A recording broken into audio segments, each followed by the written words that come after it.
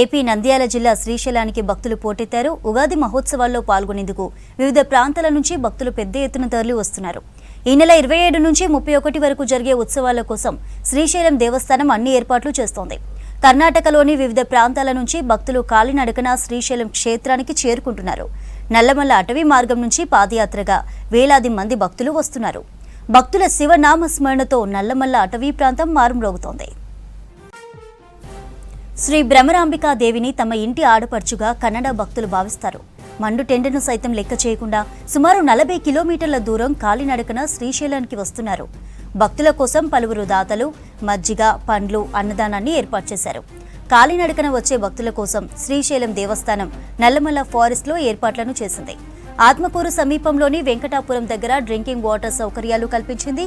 భీమకొలను మీదుగా రాళ్లు రప్పలు దాటుకుంటూ వస్తున్న కన్నడిగులకు ఇబ్బందులు కలగకుండా ట్రాక్టర్లతో దారి వెంబడి నీళ్లు చల్లుతున్నారు.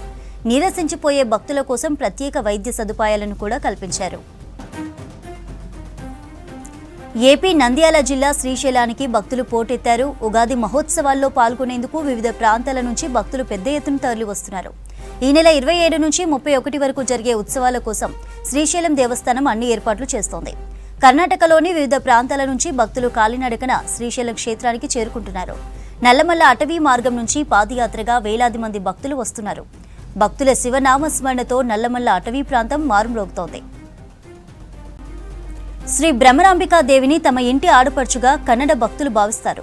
మండు టెండను సైతం లెక్క చేయకుండా సుమారు 40 కిలోమీటర్ల దూరం కాలినడకన శ్రీశైలంకు వస్తున్నారు.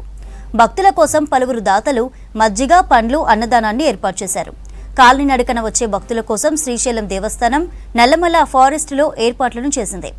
ఆత్మకూరు సమీపంలోని వెంకటాపురం దగ్గర డ్రింకింగ్ వాటర్ సౌకర్యాలు కల్పించింది.